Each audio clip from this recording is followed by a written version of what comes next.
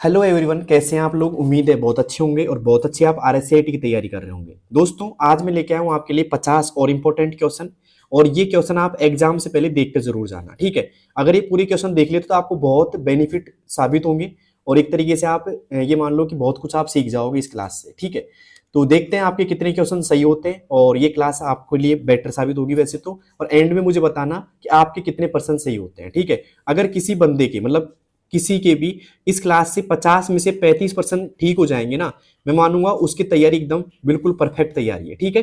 अब यहाँ पे पहला सवाल है दोस्तों, कंप्यूटर की किस पीढ़ी यानी कि जनरेशन में ट्रांजिस्टर का उपयोग किया जाता है या किया गया था। कंप्यूटर की किस पीढ़ी में ट्रांजिस्टर का प्रयोग किया गया था?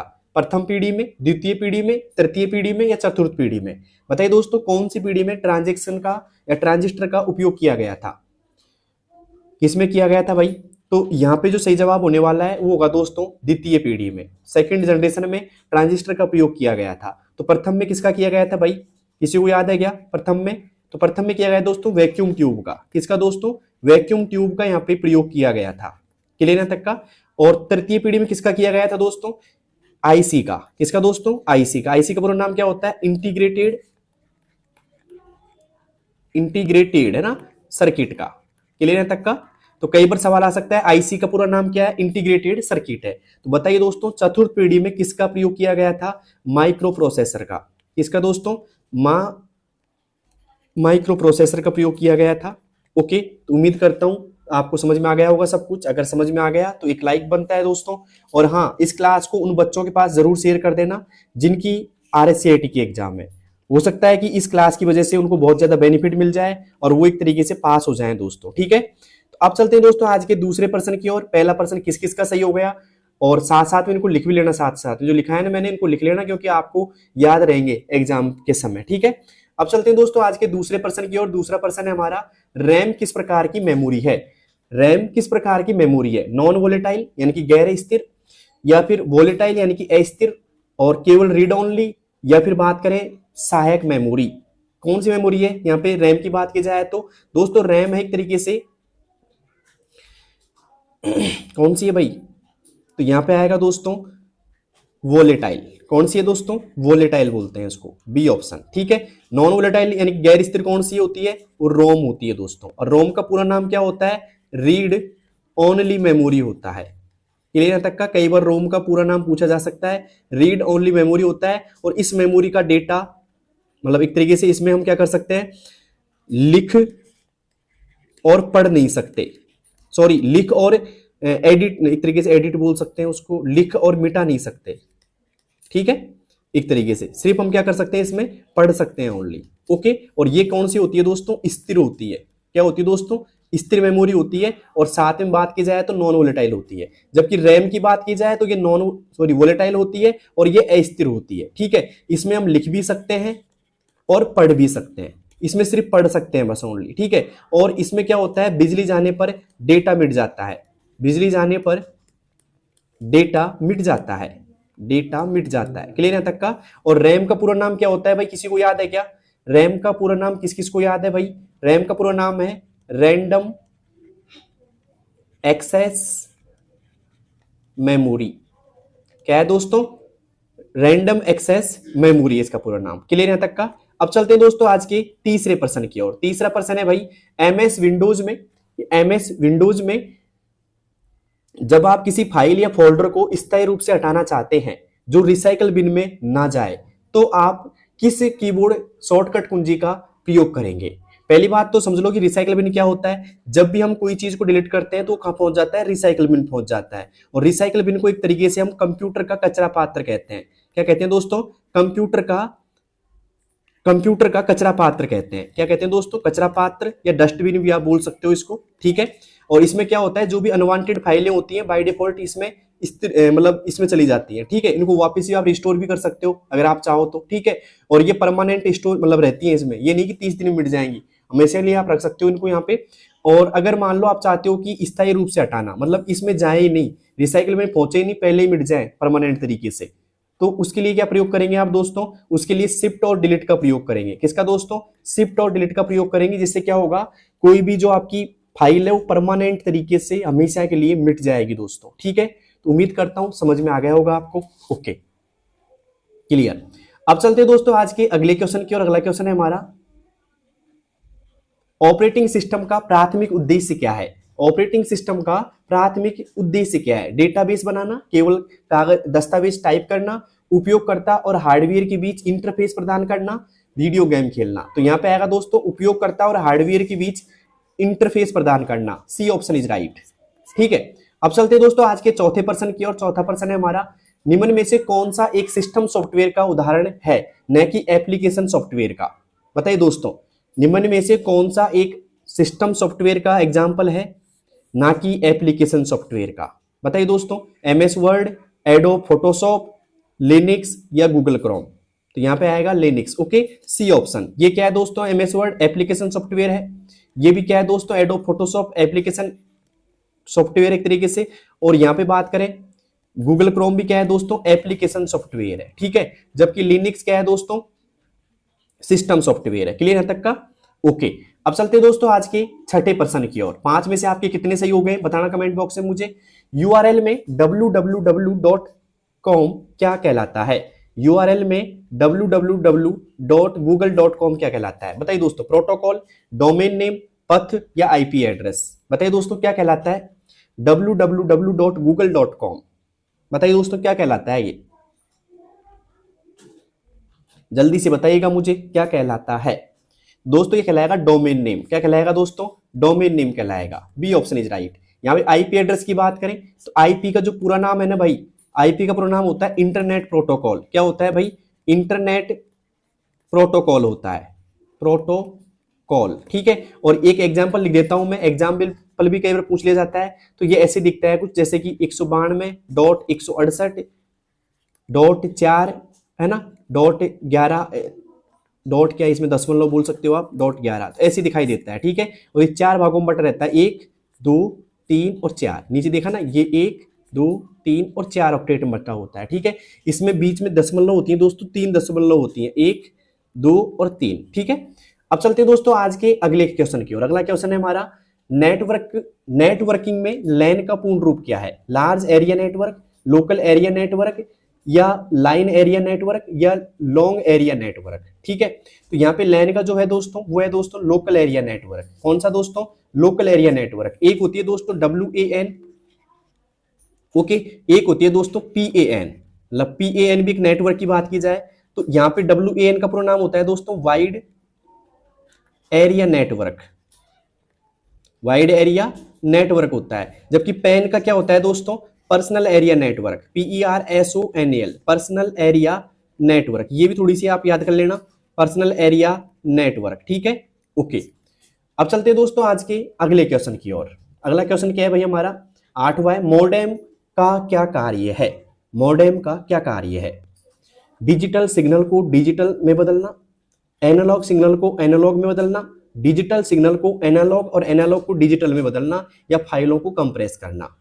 दोस्तों यहां पे आएगा सी ऑप्शन, डिजिटल सिग्नल को एनालॉग में और एनालॉग सिग्नल को डिजिटल में बदलना। C option is right.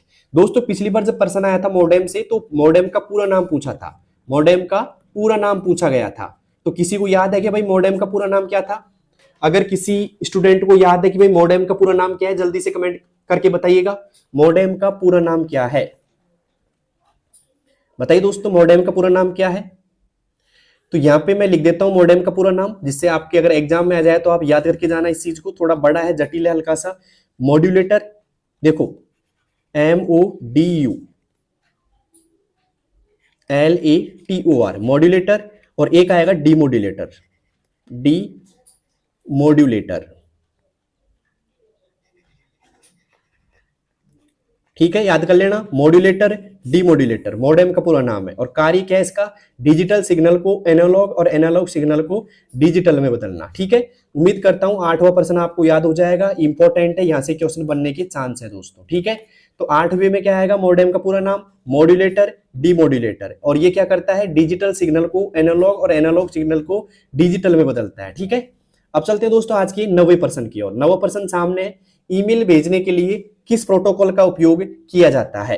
दोस्तों ईमेल ऐसा टॉपिक है जहां से आपका एक क्वेश्चन जरूर बनेगा, एक क्वेश्चन मान के चलो यहाँ पे, अब एक क्वेश्चन कुछ भी पूछ सकता है ये।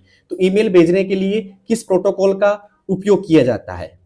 तो यहाँ पे किया जाता है दोस्तों एसएमटीपी का। किसका दोस्तों? एसएमटीपी का। एसएमटीपी का पूरा नाम है सिंपल मेल ट्रांसफर प्रोटोकॉल। ठीक है, अब यहाँ पे ये तो क्या होता है दोस्तों, ईमेल भेजने के लिए प्रयोग किया जाता है। किसके लिए दोस्तों? भेजने के लिए। लेकिन याद रखना दोस्तों, POP3 होता है ना, ये प्रोटोकॉल क्या करता है? ईमेल प्राप्त करने के लिए काम करता है, प्राप्त करने। ठीक है, और दूसरा होता है IMAP का, IMAP का, ये भी दोस्तों प्राप्त करता है ईमेल। क्या करता है? प्राप्त करने में सहायक होता है ये प्रोटोकॉल भी। अब बात करें POP3 का पूरा नाम क्या है भाई? किसी को याद है क्या POP3 का पूरा नाम? दोस्तों POP3 का पूरा नाम है पोस्ट ऑफिस प्रोटोकॉल। क्या है दोस्तों? पोस्ट ऑफिस प्रोटोकॉल नाम है इसका। और बात करें दोस्तों IMAP का, किस किस को याद है IMAP का पूरा नाम भाई? IMAP का पूरा नाम क्या है भाई, जल्दी से बताइएगा मुझे। दोस्तों IMAP का जो पूरा नाम है ना, वो है दोस्तों इंटरनेट मैसेज एक्सेस प्रोटोकॉल। क्या है दोस्तों? इंटरनेट, I फॉर क्या होगा? इंटरनेट। ठीक है, M फॉर क्या होगा दोस्तों? Message. Access, A for access हो जाएगा, और यहां पे हो जाएगा प्रोटोकॉल। क्या हो जाएगा दोस्तों? प्रोटोकॉल हो जाएगा। ठीक है, तो IMAP का पूरा नाम बता दिया मैंने। और ये क्या काम करता है? ईमेल प्राप्त करने में काम आता है। SMTP ईमेल भेजने में काम आता है। और फाइल ट्रांसफर प्रोटोकॉल ये होता है दोस्तों FTP, फाइल ट्रांसफर प्रोटोकॉल। ये भी पूछा जा सकता है, फुल फॉर्म आपसे पूछी जा सकती है इसकी। ठीक है, फाइल ट्रांसफर प्रोटोकॉल। आइए थोड़ा बता देता हूं ईमेल के बारे में मैं। ठीक है, ईमेल के बारे में बता देता हूं आपको हल्का सा, अगर कोई सवाल बनता है तो आप गलत करके नहीं आओगे। ईमेल का पूरा नाम होता है दोस्तों इलेक्ट्रॉनिक मेल। क्या होता है दोस्तों? इलेक्ट्रॉनिक मेल होता है पूरा नाम इसका। ठीक है, काम क्या आती है दोस्तों? मतलब फास्ट रूप से संदेश भेजने। जैसे आप इंस्टाग्राम संदेश भेजते हो, व्हाट्सएप भी आप खूब चलाते होंगे, उनसे संदेश जो भेजते हो, वैसे संदेश भेजने व प्राप्त करने में काम आती है दोस्तों ये। ठीक है, संदेश भेजने व प्राप्त करने में काम आती है। ठीक है, भेजने के लिए जो प्रोटोकॉल आता है SMTP आता है। ठीक है, अब कोई सवाल पूछे कि भाई अधिकतम कितना बड़ा संदेश भेज सकते हैं या कितना अटैचमेंट कर सकते हैं, संदेश की साइज कितनी हो सकती है, तो अधिकतम 25 MB तक का संदेश भेज सकते हैं हम। 25 MB तक का, समझ रहे हो आप? 25 MB तक का संदेश भेज सकते हैं एक तरीके से। ठीक है, मतलब 25 MB, मान लो कोई फोटो फाइल की साइज 25 MB है, उतना ही भिजा खाएगा। ठीक है, ओके, तो ये भी ध्यान रखना दोस्तों। एक इसमें होता है दोस्तों, अगर मान लो आप किसी को ईमेल भेज रहे हो, ठीक है, तो सामने वाले की जानकारी कहाँ आएगी? मतलब सामने वाले की जानकारी कहाँ भरोगे आप? तो जानकारी, अगर मान लो एक व्यक्ति को आप भेज रहे हो ईमेल, ठीक है, एक व्यक्ति को भेज रहे हो, तो एक व्यक्ति को भेजने के लिए आप टू का प्रयोग करेंगे। इसमें किसका करेंगे दोस्तों? टू ऑप्शन का प्रयोग करेंगे। टू लिखा आता है ना, टू में आप उसकी सामने वाले की ईमेल आईडी डाल दो। ठीक है, अगर मान लो ज्यादा को भेज रहे हो तो आप किसको यूज कर सकते हो? आप CC का कर सकते हो। और अगर मान लो CC में क्या होता है? CC मतलब होता है कार्बन कॉपी। क्या होता है दोस्तों? Carbon copy. सवाल आ सकता है CC का पूरा नाम क्या है? कार्बन कॉपी है। तो इसमें तो क्या होता है, एक से अधिक लोगों को आप भेज सकते हो CC से, लेकिन इसमें क्या रहती है शर्त कि सामने वाले को पता लग जाता है किस किस को भेजा है। ठीक है, आईडी विजिबल होती है। लेकिन अगर मान लो कि ये पता लगे कि सामने वाले को पता ना लगे किस किस को भेजा है, तो आप BCC का यूज कर सकते हो। BCC का पूरा नाम क्या होता है भाई, किसी को याद है क्या? BCC का पूरा नाम क्या होता है? Blind carbon copy. Blind carbon copy. ठीक है, और इसका मतलब क्या होता है दोस्तों? एक तरीके से सामने वाले को आईडी दिखेगी नहीं। ठीक है, मतलब गुप्त रूप से संदेश भेजने के लिए, सीधी सी बात ये है दोस्तों। क्लियर है तक का? ओके। एक होता है दोस्तों सब्जेक्ट। सब्जेक्ट में आप उस मैसेज का अंश लिख सकते हो, भाई कितना बड़ा मैसेज है। तो जैसे मान लो आपको एक छुट्टी चाहिए, बीमारी पे आपको छुट्टी चाहिए, तो आप लिखते हो ना विषय में कि भाई मेरे को बुखार हो गया इसलिए छुट्टी चाहिए, जो भी है। तो वैसे आप थोड़ा बहुत जो भी है ना, जो डाटा आप लिखोगे पूरा मैसेज, उसका थोड़ा सा अंश यहाँ पे लिख सकते हो शॉर्ट रूप में। ठीक है, ओके। एक होता है दोस्तों अटैचमेंट। ओके, अटैचमेंट की बात करें तो यहां से आप क्या कर सकते हो? कोई भी वीडियो ऐड कर सकते हो यहाँ से, है ना, कोई भी इमेज वगैरह आप जोड़ सकते हो मेल भेजते समय अटैचमेंट से। ठीक है, तो ये आपको पता होना चाहिए दोस्तों। ठीक है, एक होता है दोस्तों ड्राफ्ट का ऑप्शन। इसी में ड्राफ्ट क्या करता है? अधूरे मैसेज। अब अधूरे मैसेज क्या होते हैं? जैसे मान लो आप इंस्टाग्राम पे या व्हाट्सएप पे किसी को मैसेज करते हो, ठीक है, और मैसेज भेजने से पहले आप बैक आ जाते हो, तो वो लिखा था ड्राफ्ट मैसेज, मतलब अधूरे मैसेज यहाँ पे शो होते हैं। क्लियर यहाँ तक का? तो उम्मीद करता हूं यहाँ तक आपको समझ में आ गया होगा। एक होता है दोस्तों स्पैम, इसी संबंधित होता है। स्पैम का क्या अर्थ होता है? स्पैम किसी को याद है कि स्पैम का क्या अर्थ होता है ईमेल में? तो स्पैम का होता है दोस्तों अनचाहे मेल। क्या होता है दोस्तों? अनचाहे मेल। मतलब कोई एडवर्टाइजमेंट आ गया है ना, जिनको आप चाहते नहीं लेकिन फिर भी आ जाते हैं ना, उन्हें बोलते हैं अनचाहे। क्लियर है तक का? तो थोड़ी बहुत जानकारी मैंने दी है, थोड़ा सा देख लेना इसको अच्छे से। ओके, अब चलते हैं दोस्तों आज के अगले क्वेश्चन की ओर। वेबसाइट के मुख्य पृष्ठ यानी कि मेन पेज को क्या कहा जाता है? वेबसाइट के मुख्य पृष्ठ यानी कि मेन पेज को क्या कहा जाता है भाई? फर्स्ट पेज कहा जाता है, होम पेज कहा जाता है, मेन्यू पेज कहा जाता है, या बुकमार्क कहा जाता है? जल्दी से बताइएगा क्या कहा जाता है दोस्तों? वेबसाइट के मुख्य पृष्ठ को कहा जाता है होम पेज। क्या कहा जाता है दोस्तों? होम पेज कहा जाएगा। ठीक है, ओके। अब चलते हैं दोस्तों आज के अगले क्वेश्चन की ओर। अगला क्वेश्चन है हमारा यहाँ पे, अगला क्वेश्चन है 11वां, लेकिन 11वां जो क्वेश्चन लिया है मैंने यहाँ पे वो लिया है दोस्तों MS ऑफिस, एक्सेल और पावर पॉइंट से। ठीक है, तो पहला क्वेश्चन यही है, बार बार पूछा गया था, बार बार रिपीट हो गया है क्वेश्चन, ये मानना आप। मतलब अब तक की 2-3-4 बार क्वेश्चन आ चुका है ये वाला, तो रिपीट क्वेश्चन मान सकते हो अगर आ जाएगा तो। ठीक है, MS वर्ड में डिफॉल्ट फॉन्ट साइज क्या होता है? MS वर्ड में डिफॉल्ट फॉन्ट साइज क्या होता है भाई? 10, 11, 12 या 14? दोस्तों डिफॉल्ट होता है 11 पीटी। कितना होता है दोस्तों? 11 पीटी होता है। और डिफॉल्ट जो फॉन्ट स्टाइल होती है ना भाई, या फॉन्ट बोल तो आप एक तरीके से, डिफॉल्ट फॉन्ट क्या होता है? तो ये होता है दोस्तों कैलिबरी। क्या होता है दोस्तों? कैलिबरी होता है। क्लियर है तक का? तो याद रहेगा आपको, डिफॉल्ट फॉन्ट साइज कितनी होती है? 11। और डिफॉल्ट फॉन्ट क्या होता है दोस्तों? कैलिबरी होता है MS वर्ड में। और MS वर्ड में क्या बनाए जाते हैं दोस्तों? दस्तावेज बनते हैं। क्या बनते हैं दोस्तों? दस्तावेज बनते हैं, जिनको हम बोलते हैं डॉक्यूमेंट। क्या बोलते हैं दोस्तों? डॉक्यूमेंट बोलते हैं। क्लियर? सवाल आएगा डॉक्यूमेंट का संबंध किससे है? MS वर्ड से। ठीक है, और इसकी एक्सटेंशन क्या होती है? एक्सटेंशन क्या होती है? फाइल का प्रकार, कि कैसे पहचानोगे आपकी MS वर्ड की फाइल है। तो थोड़ा सा बता देता हूं दोस्तों एक्सटेंशन के बारे में आपको। ठीक है, एक्सटेंशन के बारे में बता देता हूं मैं आपको थोड़ा सा। मतलब फाइल का प्रकार कैसे पहचानोगे भाई किसकी फाइल है? फाइल का प्रकार। ठीक है, देखो दोस्तों, अगर मान लो कोई फाइल है, जैसे मान लो मैंने लिखी यहाँ पे abc.docx लिख रखा है किसी फाइल के पीछे, या फिर ABC लिख रखा है मैंने, और ABC के बाद .pptx कर दिया मान लो मैंने यहाँ पे। ठीक है, एक कर दिया मैंने ABC यहाँ पे, और साथ में मैंने कर दिया .xlsx, ये मैंने कर दिया। ठीक है, या फिर एक तरीके से मैंने कर दिया abc.txt कर दिया मैंने यहाँ पे।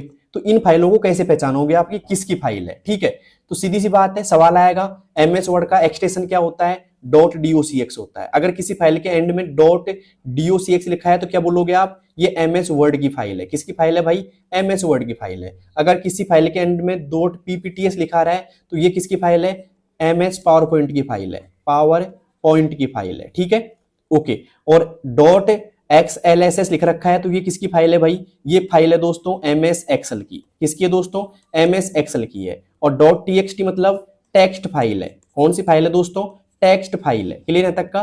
तो ऐसे अगर दिखे आपको या एक्सटेंशन आपसे पूछे तो आप इनको आराम से बता सकते हो दोस्तों। ठीक है, एक्सटेंशन क्या होते हैं? फाइल का प्रकार। तो इसको पढ़ करके आप देख सकते हो, अंदाजा लगा सकते हो कि फाइल किसकी है, MS वर्ड की है, पावर पॉइंट की है, या एक्सेल की है। थोड़ा सा और डीप चले तो ये पूछा जा सकता है कि MS वर्ड का संबंध किससे है दोस्तों? डॉक्यूमेंट से है। किससे दोस्तों?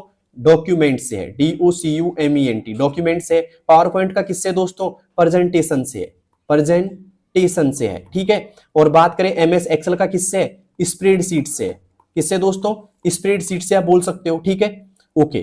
क्लियर है तक का? तो ये भी पूछा जा सकता है आपसे, थोड़ा याद रखना इस चीज को जो मैंने बताया दोस्तों। ठीक है, तो यहाँ पे आपको पता लगी गया। अब चलते हैं दोस्तों आज के 12वें प्रश्न की ओर। MS वर्ड में पोर्ट्रेट और लैंडस्केप क्या है? बताइए दोस्तों, पोर्ट्रेट और लैंडस्केप क्या है भाई? फॉन्ट स्टाइल है, पेपर साइज है, मार्जिन का प्रकार है, या ओरिएंटेशन है?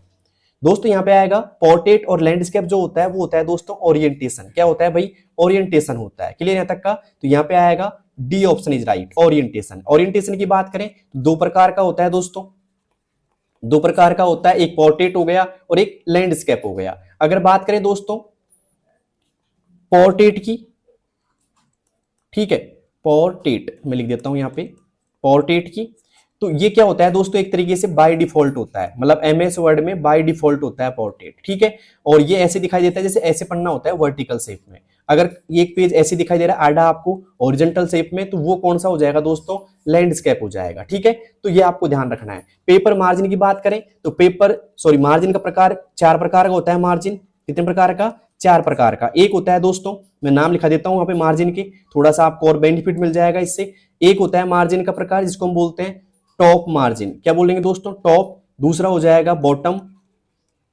ठीक है। तीसरा हो जाएगा दोस्तों लेफ्ट मार्जिन, और चौथा हो जाएगा राइट मार्जिन। सवाल आएगा इनमें से कौन सा मार्जिन नहीं है, मान लो 3 तो यहाँ दे दिया, एक कुछ और दे दिया, तो क्या जाएगा वहां पे, जो इनमें से नहीं होगा वो आ जाएगा। मार्जिन होता क्या है, जैसे मान लो ये पेज आपके पास, ये डॉक्यूमेंट है और इस डॉक्यूमेंट में कुछ लाइनें लिखी हुई है ऐसे, ठीक है। तो ये डॉक्यूमेंट में जो चारों ओर की जगह है ना, खाली जगह, जो खाली जगह आपको दिखाई दे रही है, ये वाली टॉप में, ये वाली बॉटम में, ये वाली, इसे हम मार्जिन बोलते हैं। ठीक है, क्लियर है तक का, ओके। अब चलते हैं दोस्तों आज के अगले क्वेश्चन की ओर। अगला क्वेश्चन है हमारा, एमएस एक्सेल में निम्न में से कौन सा एक वैध एड्रेस सेल एड्रेस है, वैध सेल एड्रेस है, बताइए दोस्तों कौन सा है। तो देखिए इसको ऐसे समझिए, जैसे मान लो आपकी एक वर्कशीट है, ये वर्कशीट बना देता हूं मैं आपको सामने, थोड़ा सा एग्जांपल सेट कर रहा हूं दोस्तों, समय लग रहा है हल्का सा, अगर आपको जल्दी समझ में आ रहा है तो 2x कर लो क्लास को। ये मान लो एक वर्कशीट है आपकी, और इस कॉलम का नाम मान लेते हैं, मैं कॉलम का नाम लिख देता हूं यहाँ पे अच्छे से एक बार। इसका नाम मान लेते हैं ए है, इसका नाम बी, इसका नाम सी, ठीक है। और ये जो आपकी सेल है ये वाली, इसका नाम 1 नंबर, ये 2 नंबर, ये 3 और ये 4 है, ठीक है। अब कोई आपसे पूछे कि बताइए भाई इस जो ये वाली सेल है, ये वाली सेल का नाम क्या है, ठीक है। इसका नाम क्या है, तो नाम बताओ इसका भाई, क्या नाम है, किसी को पता है क्या। ए और 2 के सामने की जो सेल है इसका नाम क्या है भाई, सेल का नाम एक तरीके से एड्रेस कहलाता है सेल का, तो इसका नाम क्या हो जाएगा, देखो ध्यान से देखिएगा थोड़ा सा, इसका नाम ये हो जाएगा भाई, यहां से तो लिया हमने क्या, इस जगह से तो हमने लिया क्या, कॉलम का नाम, और ये आपका रो का नाम। तो पहले क्या आता है दोस्तों सेल में, पहले तो क्या आता है इसमें, कॉलम का नाम आता है, किसी सेल के नाम में क्या आता है दोस्तों, कॉलम का नाम आता है, और फिर क्या आता है बाद में रो का नाम आता है, ठीक है, रो का नाम आता है। तो यहाँ पे बात करें, कॉलम का नाम क्या है भाई, ए है, और यहाँ पे रो का नाम क्या है, 2 के सामने है ना, तो 2 है, तो ऐसे A2 बन जाएगा एक तरीके से। इसके बीच में कोई चिन्ह नहीं होंगे, सिर्फ A2 लिखा आएगा, तो A2 क्या हो जाएगा यहाँ पे, सेल का नाम हो जाएगा। जैसे मान लो अगर इसकी बात की जाए, ये क्या है भाई, इसका नाम क्या है, तो हमने क्या लिया, यहाँ से तो बी ले लिया पहले, और यहाँ से क्या ले लिया दोस्तों, 3 ले लिया, तो इसका नाम क्या हो जाएगा भाई, इसका नाम हो जाएगा बी और 3। पहले क्या आएगा, कॉलम का नाम, फिर क्या आएगा, रो का नाम। तो देखिए यहाँ पे क्या है, पहले रो का नाम है, बाद में क्या है दोस्तों, कॉलम का नाम है, तो भाई गलत है, नहीं होगा। ये अनुपात का चिन्ह तो मैंने लगाया नहीं बीच में, तो ये भी गलत है। तो यहाँ पे देखिएगा ए और 1, पहले क्या गया, कॉलम का नाम आ गया, फिर क्या गया दोस्तों, रो का नाम आ गया, तो यहाँ पे आएगा सी ऑप्शन इज राइट, सी आएगा भाई, ये भी नहीं होगा, ठीक है, ये भी नहीं होगा। क्लियर यहां तक का, तो यहाँ पे आएगा सी ऑप्शन। ओके, उम्मीद करता हूं समझ में आ गए होंगे। अगर बात की जाए, देखो थोड़ा सा एक्सेल में अब थोड़ा डीपली बता देता हूं मैं। देखो एमएस एक्सेल के अंदर ही बात की जाए दोस्तों, यहां से सवाल कई बार बन जाता है, पूछा भी जाता है। एमएस एक्सेल की बात की जाए तो यहाँ पे जो खड़े स्तंभ होते हैं ना, ऐसे जैसे जो चलता है एबीसी के रूप में चलते हैं, ए हो गया, बी हो गया, इनको बोलते हैं कॉलम। तो बात की जाए कॉलम की एक्सेल के अंदर, तो टोटल कॉलम कितने होते हैं भाई, टोटल कॉलम होते हैं, किसी को याद है क्या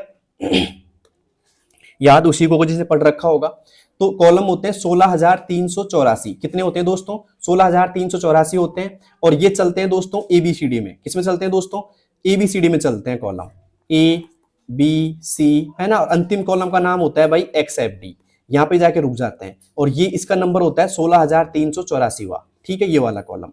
तो यहाँ पे एबीसीडी के रूप में चलते हैं, और अंतिम कॉलम का नाम क्या है, XFD। ये तो आपका हो गया अंतिम कॉलम, XFD नाम का क्या हो गया, अंतिम कॉलम हो गया आपका। और पहला कॉलम क्या हो गया भाई, ए कॉलम क्या हो गया आपका, पहला कॉलम हो गया। पूछा है कि पहले कॉलम का नाम ए होता है, अंतिम कॉलम का नाम XFD होता है, और ये चल किस में रहे भाई, अक्षरों में चल रहे हैं ना, तो इनको हम बोल सकते हैं कॉलम का नाम लेटर में या अक्षर में आप पहचान सकते हो इसको, क्योंकि लेटर और अक्षर ही तो है यहाँ पे, ठीक है।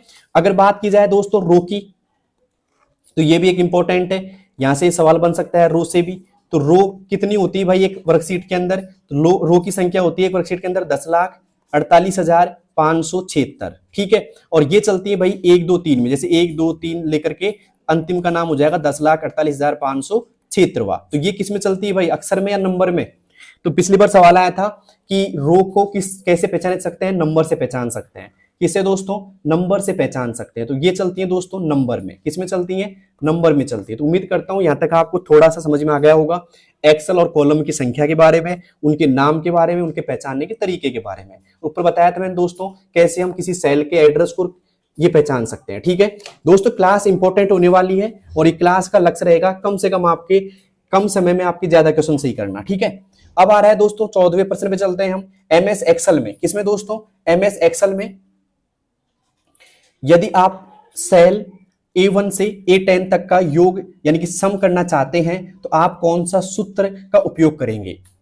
यदि एमएस एक्सेल में आप एक सेल A1 से A10 तक का उपयोग करना चाहते हैं, मतलब सम करना चाहते हैं, योग करना चाहते हैं भाई, तो किसका उपयोग करेंगे भाई? सम का, टोटल का, सम का? यहाँ पे रेंज दे दी। तो देखिए दोस्तों, अगर आप ये चाहते हैं कि भाई A1 से A10 तक का योग करें, तो यहाँ पे अगर मान लो एक्सेल में A1 से A10 को कैसे लिखा जाता है वो बताता हूं मैं आपको। तो इसको लिखते हैं दोस्तों एक रेंज में। किसमें दोस्तों? रेंज में लिखा जाता है। और रेंज कैसे लिखते हैं? A1 आ जाएगा, फिर यहाँ पे ऐसे अनुपात का चिन्ह आएगा, ठीक है, और फिर A10 लिख देंगे हम। तो ये माना जाता है, इसको हम क्या बोल देंगे एक्सेल की भाषा में? A1 से A10 तक। तो इसको फॉर्मूले में कैसे पिरोएंगे हम? इक्वल करेंगे, यहाँ पे फंक्शन क्या लगेगा? सम का, क्योंकि जोड़ेंगे हम भाई, क्योंकि क्या बोल रहा है योग करने की, तो सम लगा दिया मैंने। ठीक है, सम लगाने के बाद में क्या करेंगे दोस्तों? ब्रैकेट चालू किया जाएगा और यहाँ पे लिखेंगे A1 से A10, ऐसे लिखा जाएगा। फिर ये क्या करेगा?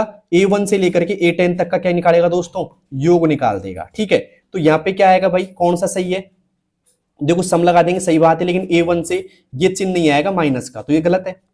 टोटल लगेगा नहीं, सम A1 से A10 मिल गया ना दोस्तों आपको। तो यहाँ पे आएगा सी ऑप्शन। किस किस को समझ में आ गया भाई? ऐड का होता नहीं है दोस्तों। ठीक है, तो ऐसे करेंगे दोस्तों योग। ठीक है, सवाल ऐसे ही बन सकता है आपके लिए। मान लो सवाल दे दिया जाता है, बताइए दोस्तों, सम ब्रैकेट चालू 10 से 15, 10 का आउटपुट क्या होगा? ए ऑप्शन 20 होगा, बी ऑप्शन 30 होगा, है ना, और सी ऑप्शन दे देता हूं मैं 35 होगा, और डी ऑप्शन दे दिया मैंने 45 होगा, या फिर 30 कर दिया। चलो 30 तो दो गए ना, 45 कर देता हूं। बताइए दोस्तों क्या होगा इसका सही जवाब? तो यहां पे देखिएगा सम क्या करता है? जोड़ता है। 10 + 15 कितने हो गए? 25, 25 और 10 कितने हो गए? 35। तो आंसर क्या आ जाएगा दोस्तों? इसमें सी ऑप्शन आ जाएगा। तो ऐसे भी पूछा जा सकता है आपसे। ठीक है, तो उम्मीद करता हूं ये प्रश्न भी आपको समझ में आ गया होगा। ओके, और ध्यान रखना एक्सेल में किसी भी फंक्शन को चालू करने से पहले हमेशा ध्यान रखना इक्वल का सिंबल, मतलब बराबर का चिन्ह लगता है, ये चिन्ह आपको मिलेगा हमेशा। ठीक है, किसी भी फॉर्मूले के आगे स्टार्ट करने से। ठीक है, बराबर के चिन्ह के बिना आप किसी भी फॉर्मूले को चालू नहीं कर सकते हैं। ठीक है, ओके, अब चलते हैं दोस्तों आज के 15वें प्रश्न की ओर। एमएस एक्सेल में पूरी रो को सिलेक्ट करने के लिए कौन सी शॉर्टकट कुंजी का प्रयोग करेंगे? बताइए दोस्तों, अगर आपको एक रो सिलेक्ट करनी है, पूरी रो सिलेक्ट करनी है, तो कौन सी शॉर्टकट की का प्रयोग करेंगे? Control plus space bar, shift plus space bar, alt plus space bar, या कंट्रोल प्लस आर? बताइए दोस्तों क्या करेंगे आप एमएस एक्सेल में पूरी रो को सिलेक्ट करने के लिए कौन सी शॉर्टकट कुंजी का उपयोग करेंगे? दोस्तों अगर बात की जाए पूरी रो की, तो उसके लिए हम करेंगे कंट्रोल के साथ में स्पेस बार का यूज। किसका दोस्तों? कंट्रोल के साथ में स्पेस बार का यूज करेंगे। B option is right.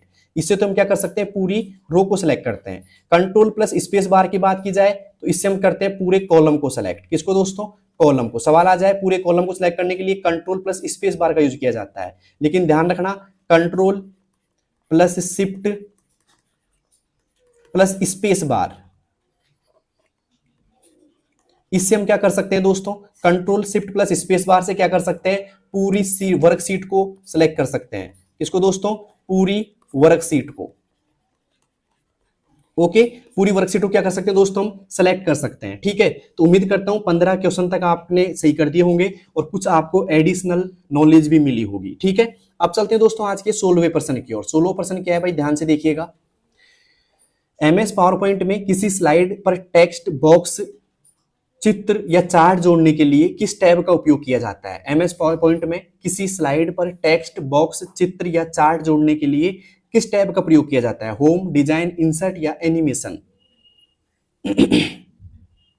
तो दोस्तों यहां पे आएगा इंसर्ट। क्या आएगा दोस्तों? इंसर्ट टैब आएगा। ठीक है, सी ऑप्शन इज राइट। अब चलते हैं दोस्तों आज के 17वें प्रश्न की ओर। एमएस पावर पॉइंट में स्लाइड शॉर्ट रिव्यू का उद्देश्य क्या है? एक बार में एक स्लाइड देखना, सभी स्लाइड को थंबनेल के रूप में देखना और पुनर्व्यवस्थित करना, या केवल टेक्स्ट कंटेंट देखना या प्रेजेंटेशन को रन करना? बताइए दोस्तों क्या होगा इसका सही जवाब। तो इसका सही जवाब होने वाला है दोस्तों सभी स्लाइड को थंबनेल के रूप में देखना और पुनः व्यवस्थित करना। B option is right. ठीक है, अब चलते हैं दोस्तों आज की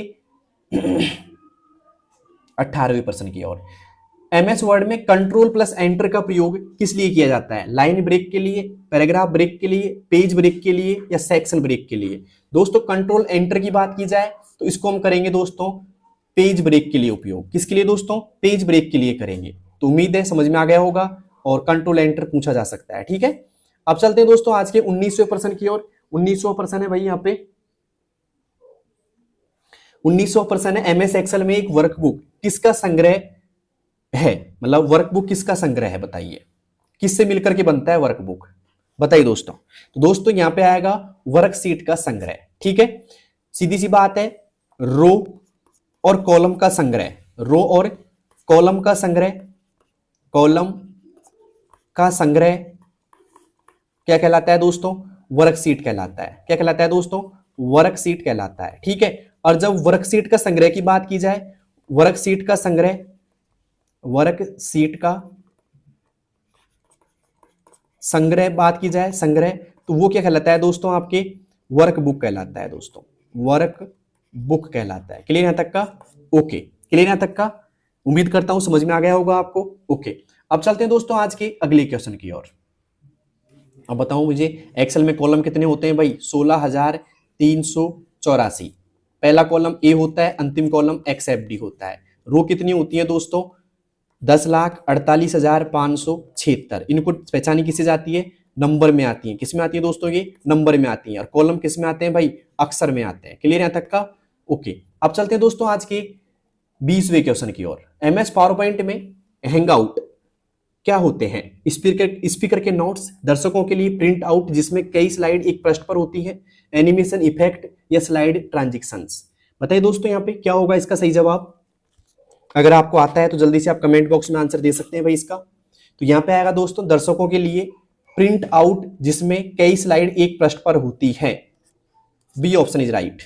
ओके, अब चलते हैं दोस्तों आज के 21वें प्रश्न की ओर।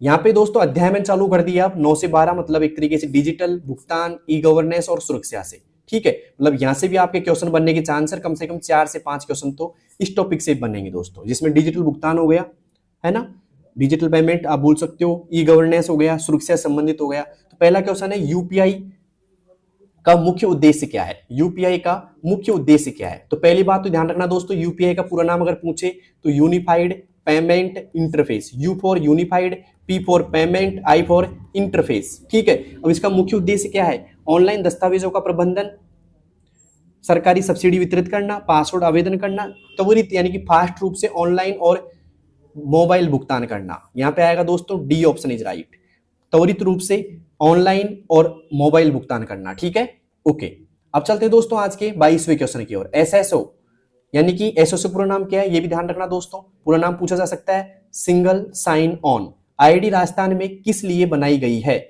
निजी कंपनियों के लिए? नहीं भाई। केवल ई-मित्रा भुगतान के लिए? ये भी गलत बात है। सरकारी स्कूल परिणाम देखने के लिए? नहीं। सभी सरकारी सेवाओं तक पहुंचने के लिए एकीकृत login. D option is right. उम्मीद करता हूं समझ में आ गया होगा, और यहाँ पे इसका पूरा नाम जरूर देख के जाना, सिंगल साइन ऑन। ठीक है, ओके भाई क्लास अगर अच्छी लग रही हो तो उन सभी बच्चों के पास में, उन सभी ग्रुप्स में भेज दीजिएगा जिनमें बच्चे RSCT की तैयारी कर रहे हैं। ठीक है, या कोई भी कंप्यूटर के एग्जाम की तैयारी कर रहे हैं। ठीक है, इतना सा काम आप कर सकते हैं। पासपोर्ट सेवा पोर्टल पर ऑनलाइन आवेदन करने के बाद अगले चरण में क्या होता है? पासपोर्ट सेवा पोर्टल ऑनलाइन आवेदन करने के बाद अगले चरण में क्या होता है? सीधे पासपोर्ट घर भेज दिया जाता है। आपको पुलिस स्टेशन जाकर वेरीफाई करवाना होता है। आपको ऑनलाइन भुगतान कर अपॉइंटमेंट आप बोल सकते हो, अपॉइंटमेंट बुक करना होता है, और PSK यानी कि पासपोर्ट सेवा केंद्र पर जाना होता है। सवाल आ सकता है PSK का पूरा नाम क्या होगा? पासपोर्ट सेवा केंद्र पर जाना होता है। तो बताइए दोस्तों, या फिर आपको मुख्यमंत्री से मिलना होता है। पासपोर्ट सेवा पोर्टल पर ऑनलाइन आवेदन करने के बाद अगला चरण क्या होता है भाई? तो इजी क्वेश्चन है दोस्तों, कोई ज्यादा इसमें आप घुमा फिरा के नहीं दे रखा, तो यहाँ पे आएगा सी ऑप्शन, ऑनलाइन आपको ऑनलाइन भुगतान कर अपॉइंटमेंट बुक करना होता है और पीएसके यानी कि पासपोर्ट सेवा केंद्र पर जाना होता है। ओके, अब चलते हैं दोस्तों आज के 24वें प्रश्न की ओर। राज ई ज्ञान पोर्टल किस क्षेत्र से संबंधित है? स्वास्थ्य सेवा से, ई कॉमर्स, शिक्षा और ई लर्निंग से या पर्यटन से? दोस्तों यहाँ पे आएगा शिक्षा और ई लर्निंग से। किससे दोस्तों? शिक्षा और ई लर्निंग से यहाँ पे ये संबंध रखता है दोस्तों, ठीक है, शिक्षा और ई लर्निंग से। ओके भाई, अब चलते हैं आज के 25वें क्वेश्चन की ओर। आधार कार्ड में कितने अंक होते हैं भाई? 12, 10, 16 या 8? दोस्तों आधार कार्ड में, आप सभी के पास आधार कार्ड है, पता होगा दोस्तों, 12 अंक होते हैं, ठीक है। और बात की जाए दोस्तों जन आधार कार्ड में कितने होते हैं भाई? जन आधार में किसी को याद है क्या? जन आधार से पूछा जा सकता है। जन आधार में 10 होते हैं, ठीक है। और एक आता है दोस्तों पैन कार्ड। पैन कार्ड में कितने होते हैं भाई? पैन कार्ड के में दोस्तों 10 होते हैं, लेकिन 10 क्या होते हैं दोस्तों? अल्फा न्यूमेरिक होते हैं, मतलब एबीसीडी और डिजिट को मिला करके 10 होते हैं, ठीक है, उसे बोलते हैं अल्फा न्यूमेरिक। ओके, क्लियर है तक का? ओके, अब सवाल ये भी आता है दोस्तों, आधार कार्ड को जारी कौन करता है दोस्तों? कौन करता है आधार कार्ड को जारी भाई? तो UIDAI के द्वारा आधार कार्ड जारी होता है, ठीक है। जारी, ठीक है, ओके। और सवाल आया कि पैन कार्ड का आवेदन करने के लिए कौन सा फॉर्म भरा जाता है भाई? फॉर्म की पूछा जाए आपसे, कौन सा फॉर्म भरा जाता है पैन कार्ड के आवेदन के लिए? तो सवाल कर देना दोस्तों यहाँ पे 49A पैन कार्ड के आवेदन के लिए फॉर्म भरा जाता है। क्लियर है तक का? ओके, अब चलते हैं दोस्तों आज के अगले क्वेश्चन की ओर। अगला क्वेश्चन है भाई हमारा, सवाल ये भी आ सकता है जनाधार का संबंध किस राज्य से है? तो राजस्थान से है भाई, यहाँ से क्वेश्चन बनने के चांस रहते हैं, ठीक है, राजस्थान से। 25 क्वेश्चन पूरे हो चुके हैं, अब चलते हैं 26वें की ओर। निम्न में से कौन सा क्लाउड स्टोरेज का उदाहरण है? Hard disk, USB drive, CD या डीवीडी, गूगल ड्राइव, या फिर बात करें दोस्तों वन ड्राइव? तो दोस्तों यहाँ पे आएगा गूगल ड्राइव और वन ड्राइव। ये क्या है दोस्तों? क्लाउड स्टोरेज के उदाहरण है, ठीक है। क्लाउड स्टोरेज क्या होता है दोस्तों? ऑनलाइन या इंटरनेट के द्वारा फाइल स्टोर करना, फाइल या वीडियो स्टोर करना, ठीक है। और इसके हम ऑनलाइन कहीं भी एक्सेस कर सकते हैं, ठीक है। उम्मीद करता हूं समझ में आ गया होगा। यहाँ पे पूछा जा सकता है दोस्तों आपसे, सीडी का पूरा नाम क्या होता है भाई? सीडी का पूरा नाम क्या होता है, किसी को पता है क्या? सीडी का होता है दोस्तों कॉम्पैक्ट डिस्क। क्या होता है दोस्तों? Compact disc, okay. और यहाँ पे डीवीडी की बात की जाए आपसे, तो डीवीडी का पूरा नाम क्या होता है भाई? Digital, okay, digital versatile, okay, disc, digital versatile disc, ठीक है। दोनों का ध्यान रखना इस चीज का, उम्मीद करता हूं समझ में आ गया होगा, ठीक है। और यूएसबी का पूरा नाम क्या होता है दोस्तों? यूनिवर्सल सीरियल बस। क्या होता है दोस्तों? यूनिवर्सल सीरियल बस। ओके, अब चलते हैं दोस्तों आज के अगले क्वेश्चन की ओर। अगला क्वेश्चन क्या है हमारा? 27वां है, साइबर खतरे के संबंध में मेलवेयर का पूर्ण रूप क्या है? साइबर खतरे के संबंध में मेलवेयर का पूर्ण रूप क्या है? पहला ऑप्शन मैग्नमवेयर या मॉलिशियस सॉफ्टवेयर, या फिर एक तरीके से बात की जाए मल्टीपल वेयर या मेनफ्रेमवेयर। बताइए दोस्तों क्या होगा साइबर खतरे के संबंध में मेलवेयर का पूर्ण रूप? है दोस्तों यहाँ पे आएगा, क्या आएगा बताइए दोस्तों? यहाँ पे आएगा मॉलिशियस सॉफ्टवेयर, मेलिशियस सॉफ्टवेयर आप बोल सकते हो इसको। B option is right. अब चलते दोस्तों आज के 28वें प्रश्न की ओर। फिशिंग हमले का सबसे आम तरीका क्या है? फोन कॉल, सीधे बैंक जाकर, घर आकर, धोखाधड़ी वाले ईमेल या संदेश भेज करके। मतलब सीधी सी बात है, आप धोखाधड़ी वाले ईमेल या संदेश भेजे जाएंगे, भाई ये चीज कर दीजिए आपको ये चीज मिल जाएगी, और आप क्लिक करके अपनी जानकारी भर देते हो। मतलब सीधी सी बात है, संवेदनशील जानकारी भर देते हो आपकी, है ना, संवेदनशील। तो उससे क्या होगा दोस्तों? आपका हैक हो जाओगे आप, ठीक है, धोखाधड़ी हो जाएगी आपके साथ में। डी ऑप्शन आएगा भाई, ठीक है। अब चलते हैं दोस्तों आज के 29वें सवाल की ओर। कंप्यूटर सुरक्षा में फायरवॉल क्या काम करता है?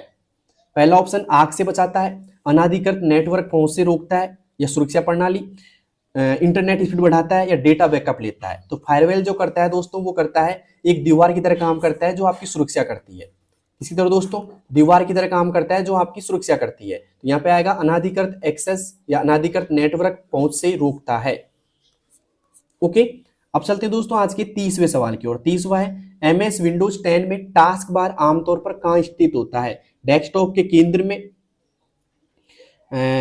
स्क्रीन के शीर्ष पर, स्क्रीन के निचले भाग में, या स्टार्ट मेन्यू के अंदर? बताइए दोस्तों। तो इसको समझाने के लिए मैं आपको सामने बनाऊंगा मॉनिटर। मॉनिटर बना देता हूं दोस्तों। वैसे ड्राइंग का स्टूडेंट नहीं हूं मैं, लेकिन मॉनिटर आपके लिए बना ही देता हूं मैं। ये मॉनिटर है, ठीक है। ठीक है, ये मॉनिटर होता है। अगर किसी को पता नहीं तो ये भाई साहब सीपीयू होता है। क्या होता है? ये सीपीयू होता है। ऐसा अगर आपको पता होगा, आप आरएससीआईटी के स्टूडेंट है, तो ये जो मॉनिटर है ना भाई, इस मॉनिटर में ये जो स्क्रीन होती है, ये जो स्क्रीन है ना, मैं बताऊं आपको, ये स्क्रीन जो होती है आपकी स्क्रीन, इसको तो हम बोलते हैं डेस्कटॉप। क्या बोलते हैं भाई? डेस्कटॉप बोलते हैं पूरी स्क्रीन को, मतलब पूरी स्क्रीन मान लो। और ये स्क्रीन के नीचे एक पट्टी नजर आती है ऐसी आपको। इस पट्टी को क्या बोलेंगे दोस्तों? ये जो पट्टी होती है ना, ऐसी देखना आप किसी भी कंप्यूटर के स्क्रीन पर, ऐसी जो पट्टी होती है, इस पट्टी को क्या बोला जाता है भाई? इस पट्टी को बोला जाता है टास्क बार। क्या बोलते हैं इसको? टास्क बार बोलते हैं। टास्क बार बोलते हैं। क्लियर है तक का? तो यहाँ पे आएगा जो आपकी स्क्रीन है ना, स्क्रीन को क्या बोलते हैं? ये जो स्क्रीन है, स्क्रीन बोलते हैं। स्क्रीन को क्या बोलते हैं? डेस्कटॉप बोलते हैं। तो स्क्रीन के निचले भाग में, तो ये निचला भाग में टास्क बार पाया जाता है। स्टार्ट मेन्यू के अंदर भाई, स्टार्ट मेन्यू खुद इसके अंदर पाया जाता है, इस जगह पे। ये जो है ना, यहाँ पे अगर देखा होगा आपने, क्लिक करते होंगे, प्रोग्राम खोलते होंगे, इसे हम क्या बोलते हैं दोस्तों? स्टार्ट मेन्यू बोलते हैं। तो स्टार्ट मेन्यू खुद इसके अंदर पाया जाता है। क्लियर? ओके, क्लियर है तक का? उम्मीद करता हूं समझ में आ गया होगा। और यहाँ पे जो ऐसे सॉफ्टवेयर आपको दिखाई देते हैं ना, ऐसे मतलब आइकन्स वगैरह, फोल्डर वगैरह, उनको हम बोलते हैं आइकन्स। संस्कृत भाषा में आइकन्स आप बोल सकते हो उनको, ठीक है। ओके, अब सवाल ये आता है दोस्तों, देखो सवाल यहां से नहीं बन रहा, मैं अलग से बना रहा हूं मेरे दिमाग से, कि भाई जो सीपीयू होता है, और सीपीयू को आप कनेक्ट करते हो मॉनिटर से, तो एक केबल कनेक्ट करने के लिए होती है दोस्तों, ठीक है। तो इस केबल का नाम क्या होता है? तो इसका केबल का नाम होता है दोस्तों, या तो आप बोलोगे इसको HDMI केबल, या बोलोगे इसको VGA केबल। दोनों में से किसी एक का यूज करेंगे आप। अगर VGA का करेंगे तो उसमें कितने पिन होते हैं भाई? VGA में पिन होते हैं दोस्तों 15 पिन होते हैं VGA केबल में, ठीक है। ओके, समझ में आ गया होगा चाहता आपको। अब चलते हैं दोस्तों आज के 31वें प्रश्न की ओर। 31वां प्रश्न है, इसका आंसर तो मैंने दे ही दिया यहाँ पे। सी ऑप्शन होगा भाई स्क्रीन के निचले भाग में, ठीक है। 30वां प्रश्न सी ऑप्शन होगा इसमें, ठीक है। अब चलते हैं दोस्तों आज के 31वें प्रश्न की ओर। अब यहाँ पे आएगा आपका अनुप्रयोग और करियर, ठीक है। एलईडी प्रोजेक्टर क्या फायदा है? एलईडी प्रोजेक्टर का क्या फायदा है भाई? ये कम बिजली की खपत करता है, ये लंबे समय तक चलता है, ये हल्का होता है, या उपरोक्त सभी? बताइए दोस्तों क्या होगा इसका सही जवाब 31वें का? तो भाई ये बिजली कम खपत करता है, सही बात है। ये लंबे समय तक चलता है, हल्का भी होता है, तो यहाँ पे आएगा डी ऑप्शन इज राइट। अब बात यह आती है कि एलईडी का पूरा नाम क्या है भाई? एलईडी का पूरा नाम किस किस को पता है भाई? एलईडी का पूरा नाम आप में से? तो एलईडी का पूरा नाम होता है भाई, ध्यान से देखना, लाइट इमिटिंग डियोड। क्या होता है दोस्तों? Light, L for light, LIGHT, ठीक है। ई फॉर क्या हो जाएगा दोस्तों? ई फॉर हो जाएगा इमिटिंग। यह लिख देता हूं, इस जगह पे लिख जाएगा आपको EMITTING, इमिटिंग। ई फॉर क्या हो जाएगा? एल फॉर क्या हो जाएगा? लाइट। ई फॉर क्या हो जाएगा दोस्तों? इमिटिंग। और क्या बचा? डी बचा। डी फॉर क्या हो जाएगा दोस्तों? Diode, DIODE, diode. क्लियर है तक का? तो एलईडी का पूरा नाम पता लग गया है दोस्तों आपको। उम्मीद करता हूं यहां तक की क्लास आपको अच्छी लग रही होगी। अच्छी लग रही है तो एक बार सभी के पास शेयर कर देना दोस्तों, ठीक है। अब चलते हैं आज के 32 की तरफ। ई कॉमर्स वेबसाइट पर भुगतान के जरिए COD का क्या अर्थ है? बताइए दोस्तों क्या अर्थ है? पहली बात तो अमेजन वेबसाइट कौन सी होती है? ई कॉमर्स कौन सी होती है दोस्तों? ई कॉमर्स होती है दोस्तों जिन पे हम ऑनलाइन, ठीक है, कौन से दोस्तों? ऑनलाइन खरीद सकते हैं और बेच सकते हैं, उनको हम बोलते हैं ई कॉमर्स वेबसाइट। अब आपको लग गया होगा पता, आपने कभी ऑनलाइन शॉपिंग करी हुई तो किसके ऊपर करते हैं हम? या तो फ्लिपकार्ट होता है दोस्तों, या अमेजन के ऊपर करते हैं एक तरीके से, या मीशो हो जाता है। तो इनके ऊपर आप जो करते हैं तो इनको कौन सी वेबसाइट बोलते हैं? ई कॉमर्स वेबसाइट बोलते हैं। क्लियर है तक का? तो उसके अंदर कभी आपने कोई चीज मंगाई होगी तो आपने किया होगा दोस्तों COD। अब COD क्या होता है भाई? COD का मतलब क्या होता है? COD मतलब होता है कैश ऑन डिलीवरी। जब वस्तु आपके पास में आ जाती है तब आप पैसे देते हो, उसे बोलते हैं COD, मतलब कैश ऑन डिलीवरी। क्या बोलते हैं दोस्तों? कैश ऑन डिलीवरी बोलते हैं। तो ज्यादातर लोग इसी का यूज करते हैं क्योंकि उनको बिलीव नहीं होता है घर तक बात मतलब घर तक बात क्या, घर तक क्या कहते हैं, वस्तु पहुंचेगी। धोखा भी हो सकता है, इसलिए घर पहले चेक करेंगे आप लोग, फिर जब जाके पैसे देते हैं उसको, ठीक है। तो उसे बोलते हैं कैश ऑन डिलीवरी। क्या बोलते हैं दोस्तों? Cash on delivery. ओके, अब चलते हैं दोस्तों 33 की ओर। भामाशाह कार्ड। अब जनाधार में मुख्य कौन होता है? भामाशाह कार्ड में मुख्य कौन होता है? जो कि पहले देखो, जनाधार का पुराना नाम क्या है दोस्तों? भामाशाह कार्ड क्या है? जनाधार का पुराना नाम है। पुराना नाम किसका है दोस्तों? जनाधार का है। तो पहले क्या था दोस्तों? भामाशाह कार्ड था, उसका नाम बदल के क्या कर दिया दोस्तों? जनाधार कार्ड कर दिया। ठीक है, इसमें मुख्य कौन होता है? परिवार का मुखिया पुरुष, परिवार की मुखिया महिला, या सबसे बड़ा बेटा, या कोई भी सदस्य। तो यहाँ पे आएगा दोस्तों परिवार की मुखिया महिला। ठीक है, और जिसकी उम्र 18 साल से ज्यादा हो। ध्यान रखना इस चीज का, सवाल ये भी आ सकता है 18 साल प्लस उम्र होनी चाहिए। ठीक है, महिला की। ओके, तब जाके जनाधार में जो अंक होते हैं, कितने अंक का होता है? मतलब परिवार पहचान संख्या कितने अंक की होती है? कितने की होती है भाई? 10 डिजिट की होती है। क्लियर यहां तक का? ओके। अब चलते हैं दोस्तों आज के 34वें सवाल की ओर। G2C सेवाओं का पूर्ण रूप क्या है? G2C सेवाओं का पूर्ण रूप क्या है भाई? तो यहाँ पे आ रहा है government to customer, global to citizen, government to citizen, या फिर गवर्नेंस टू कॉमर्स। तो बताइए दोस्तों क्या होगा इसका सही जवाब? तो यहाँ पे आएगा दोस्तों, क्या आएगा बताइए? Government to citizen. ठीक है, यहाँ पे ध्यान रखना, एक होता है B2C, यहाँ पे यह भी पूछा है B2C, एक होता है दोस्तों B2B। ये भी थोड़ा सा ध्यान रखना आप। B2C क्या होता है? बिजनेस टू कस्टमर, या B2B का मतलब होता है बिजनेस टू बिजनेस। ठीक है, क्या हो जाएगा दोस्तों? Business to business. यहाँ पे आ जाएगा बिजनेस, या बिजनेस टू कस्टमर बोल सकते हो आप इसको, है ना। और यहाँ पे आएगा बिजनेस टू बिजनेस, बिजनेस जो बिजनेस आप करते हैं टू बिजनेस। ठीक है, क्लियर है तक का? तो B2B का मतलब क्या होता है? Business to business. और B2C का मतलब क्या होता है? Business to customer. ये 2-4 नाम भी पूछे जा सकते हैं आपसे। ठीक है, ओके। अब चलते हैं दोस्तों आज के 35वें प्रश्न की ओर। मोबाइल में हॉटस्पॉट का उपयोग करके आप क्या कर सकते हैं? क्या ही करोगे आप? दूसरे डिवाइस के साथ इंटरनेट कनेक्शन साझा कर सकते हैं, फोन चार्ज कर सकते हैं, गाने सुन सकते हैं, कॉल रिकॉर्ड कर सकते हैं। तो भाई ऐसा कोई उम्मीदवार है जो आप हॉटस्पॉट के जरिए कॉल रिकॉर्ड करता हो? किया कभी आपने? नहीं किया होगा, होता भी नहीं है। गाने भी आप नहीं सुन सकते। फोन चार्जर से लगता है भाई। ठीक है, तो यहाँ पे आएगा दूसरे डिवाइस के साथ इंटरनेट कनेक्शन साझा करना। ठीक है, जब हमारे फोन में रिचार्ज खत्म हो जाता है तो हम किसका सहारा लेते हैं भाई? हॉटस्पॉट का लेते हैं। क्लियर यहाँ तक का? तो 35वें में आएगा भाई ए ऑप्शन। क्लियर। अब चलते हैं दोस्तों आज के 36वें प्रश्न की ओर। उम्मीद है क्लास तो आपको खैर अच्छी लग रही होगी। MS एक्सेल में सेल को एब्सोल्यूट रेफरेंस बनाने के लिए किस चिन्ह का उपयोग किया जाता है? देखिए दोस्तों, जैसे मान लो आपका ये सेल है, A1 है, आप चाहते हो इसका पता है ना, पता क्या रहे? एक तरीके से स्थिर रहे, मतलब बदले नहीं बार बार। तो उसके लिए आपको एब्सोल्यूट बनाना पड़ता है। उसके लिए करना पड़ेगा दोस्तों डॉलर सिंबल का उपयोग। जैसे डॉलर सिंबल हो गया, फिर A लगा दिया, फिर डॉलर सिंबल, और फिर 1। तो इससे तो क्या हो गया दोस्तों? कॉलम फिक्स हो गया। इससे क्या हो गई दोस्तों? रो फिक्स हो गई, मतलब कॉलम फिक्स और रो भी फिक्स हो गई आपकी, है ना। डॉलर सिंबल, 2 डॉलर सिंबल लगते हैं, एक शुरुआत में ये लग गया A, और फिर एक रो के आगे, एक कॉलम के आगे लगता है और एक रो के आगे लगता है। ठीक है, तो यहाँ पे आएगा सी ऑप्शन इज राइट। अब चलते हैं दोस्तों आज के 37वें प्रश्न की ओर। वर्म का पूर्ण रूप क्या है स्टोरेज डिवाइस के संदर्भ में? Write once read manually, write once read mostly, या राइट वंस रीड मैनी, या उपरोक्त में से कोई नहीं। बताइए दोस्तों क्या होगा इसका सही जवाब? तो यहाँ पे आएगा राइट वंस रीड मैनी। क्या आएगा दोस्तों? Write once read many. C option is right, write once read many. Okay, तो उम्मीद करता हूं ये भी आपको समझ में आ गया होगा। अब चलते हैं दोस्तों आज के 38वें प्रश्न की ओर। 38वां प्रश्न है हमारा, निम्न में से कौन सा सोशल नेटवर्किंग साइट का उदाहरण नहीं है? सोशल नेटवर्किंग क्या होती है? जहां से आप चैट करते हैं किसी के साथ में। ठीक है, तो फेसबुक हो गया, लिंक्डइन हो गया, ट्विटर हो गया, या फ्लिपकार्ट हो गया। दोस्तों ये तो जो फ्लिपकार्ट है ना, ये तो आपकी ई कॉमर्स हो जाती है। क्या हो जाती है दोस्तों? ई कॉमर्स एक वेबसाइट हो जाती है एक तरीके से।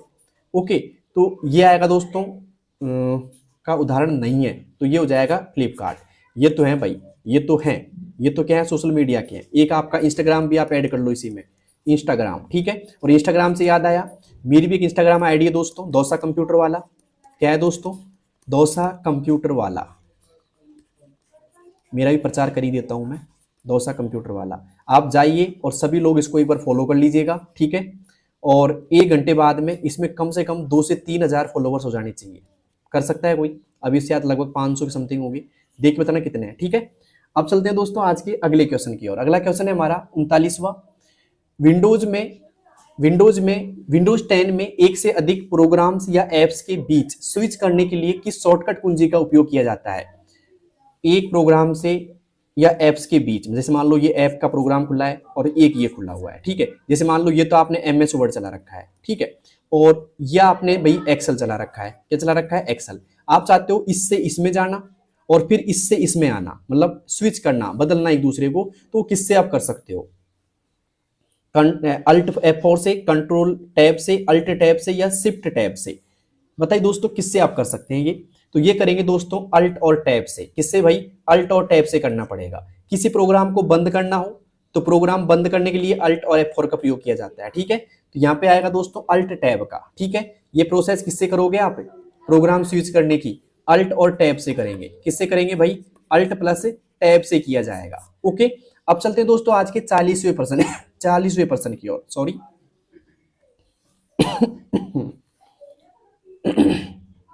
लगातार बोलने से कई बार गला खराब हो जाता है, पानी पी लेता हूं मैं थोड़ा सा।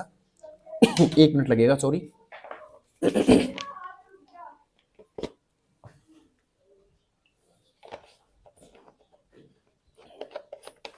आप भी पी लीजिएगा।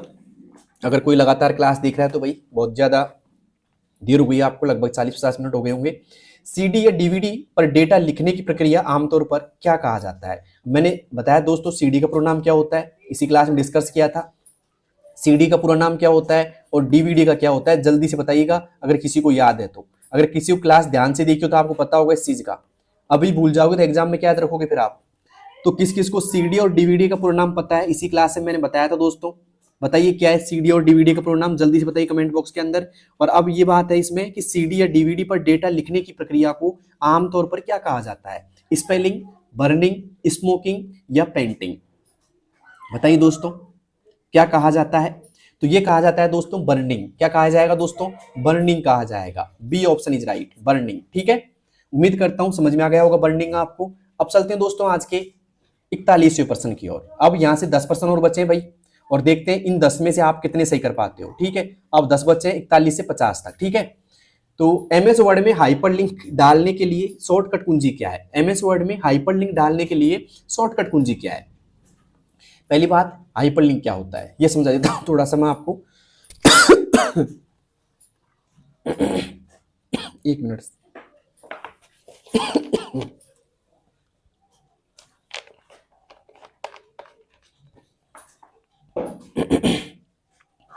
दोस्तों हाइपरलिंक की बात करें तो मान लो जैसे एक दस्तावेज है, इस दस्तावेज में आपने कोई लिंक लगा दिया और वो दस्तावेज लगा दिया किसी दूसरे दस्तावेज का। तो एक दस्तावेज से दूसरे दस्तावेज में जाने के लिए या एक फाइल से दूसरी फाइल में जाने के लिए, ठीक है, तो उससे हम बोलेंगे हाइपरलिंक करना। तो इसकी शॉर्टकट की क्या है भाई? कंट्रोल H है, कंट्रोल K है, कंट्रोल L है या कंट्रोल I है। MS वर्ड की बात की जा रही है। तो हाइपरलिंक की जो शॉर्टकट की अगर किसी ने याद कर रखी हो जल्दी से बताइए कमेंट बॉक्स के अंदर मुझे। तो दोस्तों हाइपरलिंक की शॉर्टकट की होती है भाई कंट्रोल K होती है। क्या होती है दोस्तों? कंट्रोल K से हाइपरलिंक कर सकते हैं। कंट्रोल S से क्या कर सकते हैं हम? फाइंड एंड रिप्लेस का डायलॉग बॉक्स खोल सकते हैं, फाइंड एंड रिप्लेस का, ओके। कंट्रोल L से क्या कर सकते हैं? लेफ्ट अलाइनमेंट कर सकते हैं। क्या कर सकते हैं दोस्तों? लेफ्ट अलाइनमेंट कर सकते हैं। और कंट्रोल I से हम क्या कर सकते हैं? इटैलिक कर सकते हैं। अब बात है भाई लेफ्ट अलाइनमेंट की, तो एक बात याद आई मुझे, ये ध्यान रखना दोस्तों थोड़ा सा। जो पैराग्राफ अलाइनमेंट होते हैं ना आपके, मैंने शायद बताया नहीं होगा आपको, वापस बता देता हूं। पैराग्राफ अलाइनमेंट, ये ध्यान रखना, ये आपके 4 प्रकार के होते हैं। कितने प्रकार के दोस्तों? 4 प्रकार के होते हैं, ठीक है। अब 4 प्रकार कौन कौन से होते हैं भाई? यहां से एक सवाल जरूर बनता है, हर एग्जाम में देखा है, नोटिस किया है पिछले एग्जामों से पैराग्राफ अलाइनमेंट का सवाल आया हमेशा। तो पैराग्राफ अलाइनमेंट 4 प्रकार के होते हैं। पहला होता है दोस्तों लेफ्ट अलाइनमेंट, ओके। दूसरा होता है राइट अलाइनमेंट, तीसरा होता है सेंटर, और चौथा किसी को याद है कि भाई? अगर किसी को चौथा अलाइनमेंट याद है जल्दी से कमेंट बॉक्स में बताना, देखते हैं किस किसने पढ़ाई अच्छे से कर रखी है। तो ये होता है चौथा जस्टिफाई। क्या होता है भाई? जस्टिफाई होता है। अब यहां से आपकी शॉर्टकट की पूछी जाती है। देखो आपके पास ऐसे 4 डॉक्यूमेंट्स हैं, ये भी पूछ लिया जाता है 4 डॉक्यूमेंट आपके पास में है। मैं लिख देता हूं एक बार, थोड़ा समय लूंगा आपका, मैं जानता हूं आज बहुत कीमती समय आपका, लेकिन थोड़ा सा लूंगा। यहाँ से एक सवाल सही करना है आपका, ठीक है। तो देखो इसमें क्या होता है, लेफ्ट में ये लेफ्ट मान लेते हैं, इसको हम राइट मान लेते हैं, इसको हम सेंटर मान लेते हैं, इसको जस्टिफाई मान लेते हैं, ठीक है। तो लेफ्ट में तो क्या होगा, लेफ्ट साइड से मैटर एकदम सीध में होता है और राइट साइड से आगे पीछे होता है, ठीक है। मतलब लेफ्ट साइड में एकदम सीध में होगा, राइट साइड में क्या होगा, लेफ्ट साइड से तो आगे पीछे होता है लेकिन राइट साइड में क्या होगा, एकदम सीध में होगा, ऐसे एक सीध में होगा, ऐसे कैसे, मतलब राइट साइड से क्या होगा, सीध में। सेंटर में क्या होता है, दोनों साइड से सीध में नहीं होता भाई, ऐसे होता है। और जस्टिफाई में क्या होता है, मैटर दोनों साइड से क्या होता है, एक सीध में। सवाल आएगा लेफ्ट और राइट से एक सीध में, एक सीध में या एक दिशा में मैटर है तो कौन सा होगा, जस्टिफाई होगा। तो यहाँ पे लेफ्ट की बात की जाए तो लेफ्ट का शॉर्टकट क्या होता है भाई, लेफ्ट का जो शॉर्टकट होता है कंट्रोल के साथ में एल होता है, क्या होता है, कंट्रोल के साथ में एल, ठीक है। और ये बाय डिफॉल्ट भी रहता है, मतलब सब यही आता है एमएस वर्ड में। राइट की बात की जाए तो कंट्रोल के साथ में आप क्या प्रेस करोगे, आर प्रेस करोगे। सेंटर की बात की जाए कंट्रोल के साथ में क्या प्रेस करोगे, आप ई प्रेस करोगे। और जस्टिफाई के लिए क्या करेंगे भाई, कंट्रोल के साथ में जे प्रेस करेंगे। उम्मीद करता हूं समझ में आ गया होगा ये भी, और ये भी आप थोड़ा समझ लेना कि भाई कौन सा क्या होता है, ठीक है। स्क्रीनशॉट ले लेना, ठीक है, ओके। अब चलते हैं दोस्तों आज के अगले क्वेश्चन की ओर। अगला क्वेश्चन है, इमित्रा पोर्टल पर आप किन सेवाओं का लाभ उठा सकते हैं। इमित्रा पोर्टल पर आप किन सेवाओं का लाभ उठा सकते हैं। आपने कोई फॉर्म भरा होगा अपनी एग्जामों का, तो आप इमित्रा के पास जरूर गए होंगे, इमित्रा सेंटर पे। तो वहां पे क्या क्या कर सकते हैं भाई, बिजली पानी बिल भुगतान, जन्म मृत्यु प्रमाण पत्र आवेदन, मूल निवास जाति प्रमाण पत्र आवेदन या उपरोक्त सभी। दोस्तों ये भी होता है, मतलब बिजली भुगतान भी होता है, यहाँ पे पानी भुगतान भी होता है, ये भी बनता है और ये भी बनता है, ठीक है। और यहाँ पे आएगा उपरोक्त सभी। अब सवाल आता है, इमित्रा पोर्टल का संबंध किस राज्य से है, किस राज्य से प्रमुख है दोस्तों ये, तो ये दोस्तों राजस्थान से। किससे दोस्तों, राजस्थान। सवाल ये भी बन जाता है कई बार, तो इमित्रा का भी सवाल आता है तो ये सवाल बन जाता है। और कितनी सेवाएं देता है ये, कितनी सेवाएं उपलब्ध रहती हैं, तो इसमें ध्यान रखना 1000 प्लस सेवाएं उपलब्ध रहती हैं इसमें, ठीक है, ओके। अब चलते हैं दोस्तों आज के अगले क्वेश्चन की ओर। अगला क्वेश्चन है हमारा 43वां, सीपीयू का कौन सा हिस्सा सभी अंकगणितीय और तार्किक संचालन यानी कि अरिथमेटिक एंड लॉजिकल ऑपरेशंस करता है। सीयू करता है, एलयू करता है, मेमोरी करता है या कैश करता है। तो दोस्तों यहाँ पे बात करें, जो अरिथमेटिक एंड लॉजिकल ऑपरेशन जो करता है ना भाई, वो एलयू करता है। अब यहाँ पे एलयू का बोला जा सकता है कि अरिथमेटिक लॉजिक यूनिट इसका पूरा नाम होता है दोस्तों। और ये क्या करता है, अरिथमेटिक एंड लॉजिकल ऑपरेशंस करता है, ठीक है, यानी कि अंकगणितीय और तार्किक कार्य करता है, ठीक है। कंट्रोल यूनिट जो होता है सीयू, ये क्या काम करता है, निर्देशों को कंट्रोल करता है भाई, क्या करता है, निर्देशों को कंट्रोल करता है, ओके। क्लियर है तक का, उम्मीद करता हूं समझ में आ गया होगा आपको ये भी। और ये इससे किसके होते हैं, सीपीयू के होते हैं। और सीपीयू क्या कहा जाता है भाई, mind of computer, mind of computer, computer का मस्तिष्क कहा जाता है सीपीयू को, ठीक है। अब चलते हैं दोस्तों आज के अगले सवाल की तरफ। लेकिन एक बात और, सीपीयू कौन सी डिवाइस है भाई, सीपीयू कौन सी डिवाइस है, अगर किसी ने अच्छी तरह पढ़ाई कर रखी, पूछूंगा एक सवाल मैं आपसे, सीपीयू कौन सी डिवाइस है, इनपुट है, आउटपुट है या प्रोसेसिंग है। बताइए दोस्तों कौन सी है, सीपीयू कौन सी डिवाइस है, इनपुट आउटपुट या प्रोसेसिंग। तो दोस्तों सीपीयू जो होती है ना, वो प्रोसेसिंग डिवाइस होती है। कौन सी होती है दोस्तों, प्रोसेसिंग डिवाइस होती है सीपीयू, ठीक है। अब चलते हैं 44 की ओर। एमएस एक्सेल में चार्ट बनाने के लिए किस विकल्प का उपयोग किया जाता है। एमएस एक्सेल में चार्ट बनाने के लिए किस विकल्प का उपयोग किया जाता है भाई, इंसर्ट टैब में चार्ट, व्यू में टैब, या फिर होम टैब या पेज लेआउट टैब। बताइए दोस्तों क्या होगा इसका सही जवाब। तो दोस्तों यहाँ पे बात करें, एमएस एक्सेल में चार्ट बनाने के लिए आप क्या करोगे, इंसर्ट में जाओगे और फिर चार्ट ग्रुप में जाओगे, ए ऑप्शन इज राइट।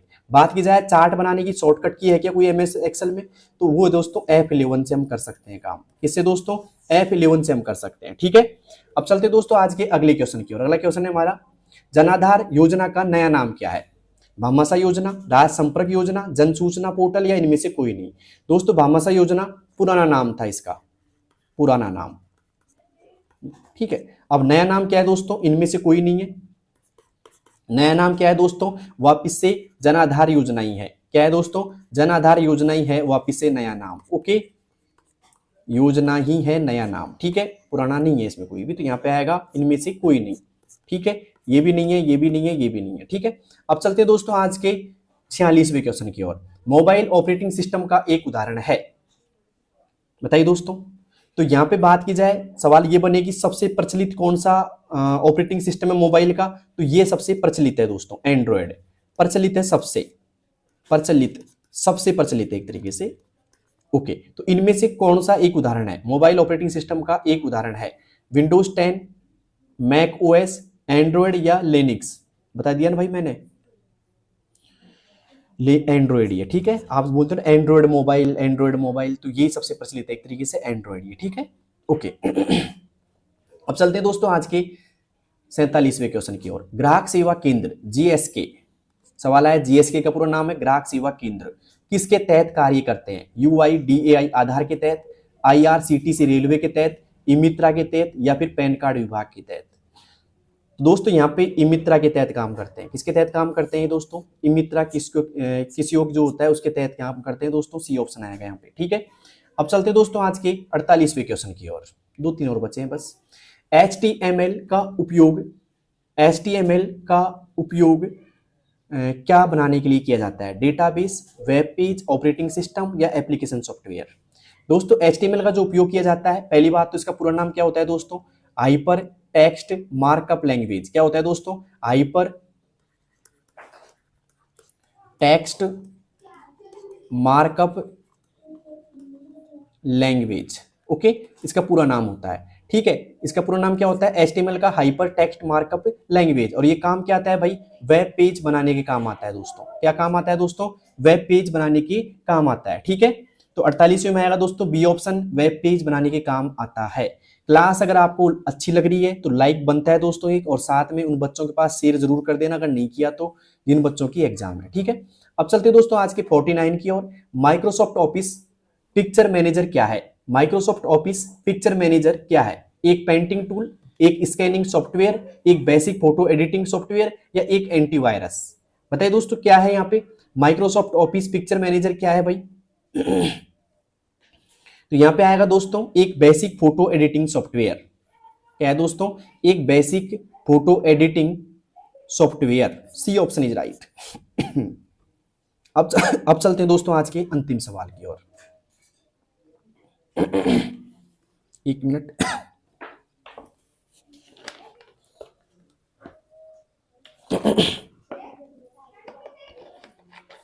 दोस्तों यहाँ पे 50 सवाल आज हमारा। कंप्यूटर को बंद किए बिना रीस्टार्ट करने को क्या कहा जाता है? भाई कंप्यूटर बंद ना हो, बंद किए बिना रीस्टार्ट करने को क्या कहा जाता है? कोल्ड बूटिंग, शटडाउन, हाइबरनेट या फिर वार्म बूटिंग।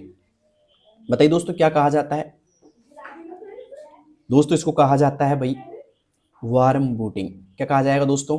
वार्म बूटिंग कहा जाएगा, ठीक है। कंप्यूटर बंद करने की और रीस्टार्ट करने की प्रक्रिया क्या कहलाती है दोस्तों? बूटिंग कहलाती है। कंप्यूटर बंद करने की और रीस्टार्ट करने की प्रक्रिया क्या कहते हैं दोस्तों? बूटिंग कह लेते हैं। लेकिन बिना रीस्टार्ट, मतलब कंप्यूटर को बंद किए बिना रीस्टार्ट करने की प्रक्रिया को क्या कहा जाता है दोस्तों? Warm booting. और कंप्यूटर को बंद करके चालू करने की प्रक्रिया, जैसे एक बार बंद हो गया पूरा, फिर आप वापस से चालू करते हो तो उसे बोलते हैं दोस्तों कोल्ड बूटिंग। क्या कहेंगे दोस्तों?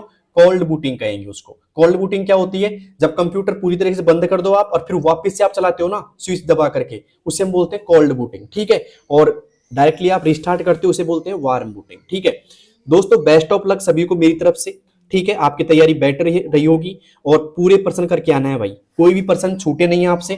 कई बार क्या होता है क्वेश्चन तो आपको सारे आते हैं लेकिन आप ओमार सीट में बस 25 क्वेश्चन भरोगे और 1 घंटे का समय पूरा हो जाता है कई बार। तो आपको ध्यान रखना है इस चीज का कि पूरे 35% करके आने हैं। कितने परसेंट दोस्तों? पूरे 35% करके आने हैं, ठीक है। तो उम्मीद करता हूं आप पूरे 35% करके आओगे। नेगेटिव मार्किंग तो है नहीं, और 1 घंटे का विशेष ध्यान रखना है दोस्तों, ठीक है। और समय से एंट्री कर लेनी है एग्जाम सेंटर पे, ठीक है। लेट मत होना ज्यादा, ओके।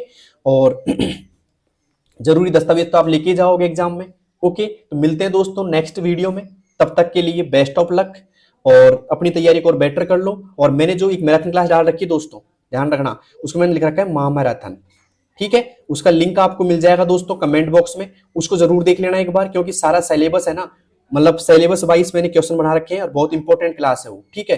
तो एक बार आप जरूर देख लेना उसको भाई, ठीक है।